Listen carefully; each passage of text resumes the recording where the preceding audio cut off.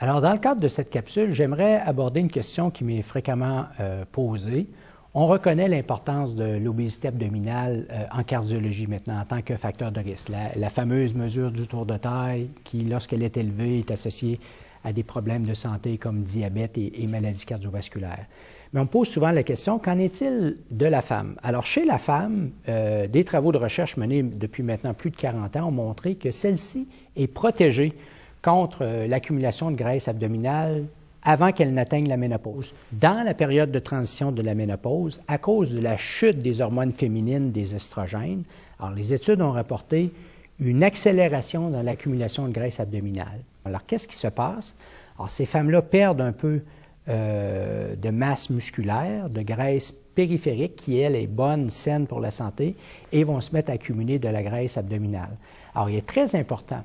pour les femmes qui traversent la période de la ménopause de non seulement porter attention au pèse-personne, qui ne va pas toujours donner une idée fidèle justement de cette accumulation de graisse abdominale, mais de suivre l'évolution de leur tour de taille. Et en effet, dans une étude que nous avons réalisée il y a maintenant plus de 10 ans, où nous avions suivi des femmes durant cette période, alors on avait observé que les femmes, sur une période de 7 ans, n'avaient pas pris de poids, mais avaient augmenté leur tour de taille de 4 cm sur 7 ans, et cette augmentation prédisait une augmentation de 30 % dans la graisse abdominale viscérale. Donc, chez les femmes qui traversent la ménopause, il est beaucoup plus important de suivre l'évolution de son tour de taille que de suivre l'évolution de son poids sur le pèse-personne.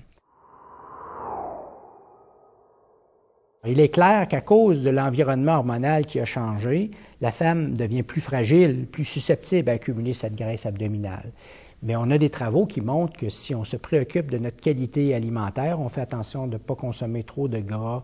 saturés, se tourner vers les gras d'origine végétale, qu'on fait attention à la consommation de sucre ajouté, particulièrement à la consommation de boissons sucrées, et surtout si on combine ceci avec la prescription d'activité physique régulière presque à tous les jours, eh bien la femme sera en mesure, dans une certaine mesure,